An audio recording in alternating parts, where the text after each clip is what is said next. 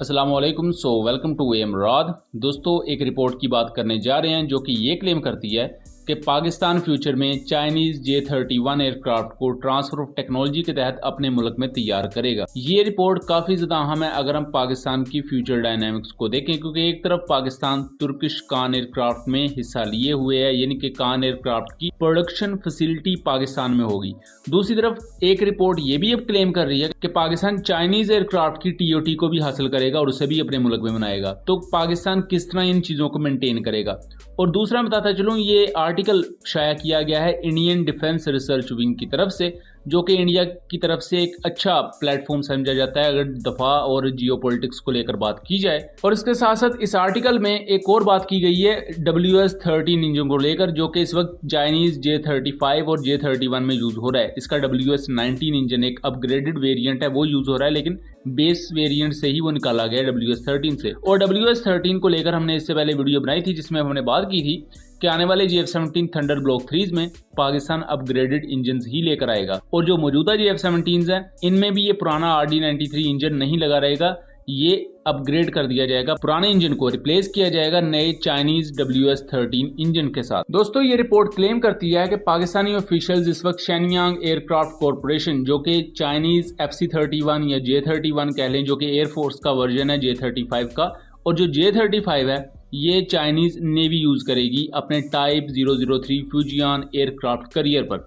तो J-31 aircraft की transfer of technology के लिए पाकिस्तानी ऑफिशियल्स निगोशिएशंस कर रहे हैं चाइनीज ऑफिशियल्स के साथ, खासतौर पर शेनयांग एयरक्राफ्ट कॉरपोरेशन के ऑफिशियल्स के साथ, क्योंकि उन्हीं के पास ही ओरिजिनल इक्विपमेंट मैन्युफैक्चरिंग के सारे राइट्स हैं। तो अगर ट्रांसफर ऑफ टेक्नोलॉजी के तहत एक चीज़ को अपने मुल्क में बनाना है तो जो कंपनी उसे बनाती है उससे आपको इजाज़त लेनी होती है। इसी तरह अगर बात करें तो पाकिस्तान एक ही वक्त में इसी टाइमलाइन में ही तुर्किया के कान एयरक्राफ्ट में भी पार्टनर बना बैठा है। और कान एयरक्राफ्ट का एक पाकिस्तानी वर्जन लैदा होगा जिसमें पाकिस्तानी टेक्नोलॉजीज को टर्किश टेक्नोलॉजीज के साथ मर्ज किया जाएगा, और हो सकता है उसका डिजाइन भी थोड़ा सा डिफरेंट हो। तो फ्यूचर में हमें पाकिस्तान के लिए 2 स्टेल्थ एयरक्राफ्ट देखने को मिलते हैं। पाकिस्तान की पुरानी फ्लीट को रिटायर कर दिया जाएगा, जिनमें मिराजेस तकरीबन 200 के करीब पाकिस्तान एयरफोर्स का पार्ट है, जिन्हें आने वाले वक्त में रिटायर करने के बाद पाकिस्तान एयरफोर्स को बड़ी तादाद में तैयारे चाहिए होंगे, और उसके लिए पाकिस्तान एयरफोर्स अभी से तैयारी कर रही है। अब ये चीज इतनी ज्यादा अहम इस वजह से है क्योंकि इंडिया के पास इस वक्त ऑप्शंस इतने ज्यादा नहीं है। F-35 की अवेलेबिलिटी अमेरिका के भरोसे पर है, जो कि अमेरिका ब्लैकमेल करता है मुख्तलिफ कंट्रीज को, और इंडिया चाहता है कि वो अपने कंट्री में AMCA बनाए, और AMCA के बारे में कुछ भी अता पता नहीं है। AMCA के बारे में यही खबरें आती हैं कि अब बनेगा, उसके बारे में ये इनिशिएटिव लिया गया, वो इनिशिएटिव लिया गया, लेकिन ग्राउंड रियलिटीज ये हैं कि सब कुछ अभी ऑन पेपर ही है, ये तमाम अभी कागजी कार्रवाइयां चल रही हैं। उसके मुकाबले में इंडिया में प्रेशर ये आ रहा है, और वहां सोशल मीडिया पर भी ये इंडियन एयरफोर्स को क्रिटिसिज्म इस बात पर किया जा रहा है कि पाकिस्तान कम वसाइल होने के बावजूद भी अपने करीबी तहादी कंट्रीज के साथ मिलकर स्टेल्थ एयरक्राफ्ट को हासिल करने में कामयाब होता हुआ नजर आ रहा है। और खुद अब इंटरनेशनल मीडिया भी ये दावा कर रहा है कि पाकिस्तान इस खित्ते में चाइना के बाद वो मुल्क होगा जिसके पास स्टेल्थ एयरक्राफ्ट आ जाएगा, जबकि इंडिया को स्टेल्थ एयरक्राफ्ट लेने में ज्यादा मुश्किलात का सामना करना पड़ेगा। और चूंकि इंडिया के पास स्टेल्थ एयरक्राफ्ट लेट आएगा तो पुराने जहाजों को रिटायर करने में भी ज्यादा मुश्किलात देखनी पड़ेंगी। तो इस वजह से क्रिटिसिज्म भी हो रहा है। और यहाँ उन्होंने ये भी बात की है कि JF-17 थंडर की जो प्रोडक्शन लाइन है वो 2030 तक एक्सटेंड हो सकती है।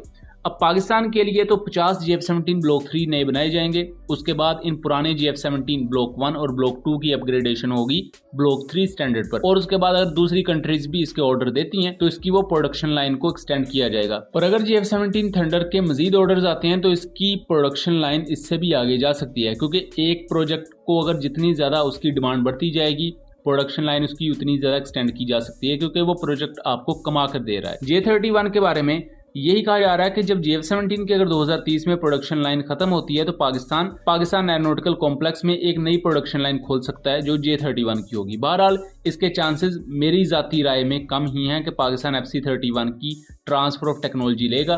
पाकिस्तान ज्यादा फोकस करेगा कान एयरक्राफ्ट पर, लेकिन अभी तक के लिए कहना कुछ भी कबल वक्त होगा। यहाँ उन्होंने ये भी कहा है कि WS-13 इंजन को पहले रिजेक्ट कर दिया गया था JF-17 थंडर के लिए, जो कि एक हद तक बात ठीक है, क्योंकि जो शुरू में WS-13 चाइना ने बनाया था वो था ही RD-93 की कॉपी। तो RD-93 जैसा ही अगर इंजन लेना था, जो कि इतना ज्यादा मैच्योर ही नहीं था, तो इस वजह से पाकिस्तान एयरफोर्स ने उस वक्त WS-13 इंजन को नहीं लिया था। लेकिन अब जो JF-17 ब्लॉक 3 में इंजन आ रहा है वो WS-13E इंजन है, और जो E वेरिएंट है इसका वो ज्यादा पावर जनरेट करता है, 95 किलो न्यूटन से भी ज्यादा पावर, जबकि जो पुराना RD-93 इंजन है इसकी मैक्सिमम थ्रस्ट है 84.5 किलो न्यूटन। तो यहाँ जो पावर आउटपुट है इस इंजन की WS-13E की वो बहुत ही ज्यादा सिग्निफिकेंट है।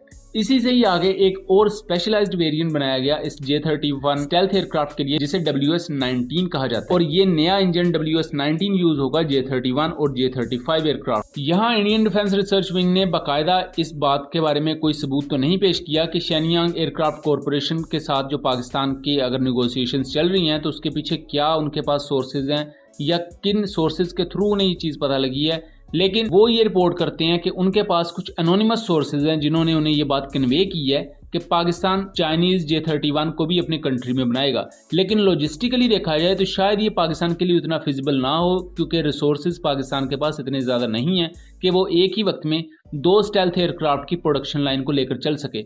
इससे मसले मसाइल आ सकते हैं और पाकिस्तान मुतहम्मल नहीं है कि किसी भी किस्म की इस तरह की ट्रिबुलेशन का शिकार बने और पाकिस्तान एयरफोर्स पीछे रह जाए। तो इसलिए यही हो सकता है कि पाकिस्तान कान एयरक्राफ्ट के साथ रहे और कान एयरक्राफ्ट की प्रोडक्शन फैसिलिटी को अपने मुल्क में लेकर आए और इन तैयारों की प्रोडक्शन को अपने मुल्क में खुद करे, और चाइनीज J-31 को पाकिस्तान डायरेक्टली खरीद ले चाइना से। बहरहाल ये तो आने वाले वक्त में देखना दिलचस्प होगा कि ये ऊंट किस करवट बैठेगा। उम्मीद करता हूँ चीजें क्लियर रही होंगी। वीडियो पसंद आई हो तो इसे ज्यादा से ज्यादा शेयर कीजिएगा ताकि इस तरह की मजीद इन्फॉर्मेटिव वीडियोस हम आपके लिए लेकर आ सकें। मिलेंगे अगली वीडियो में, तब तक के लिए अल्लाह हाफिज।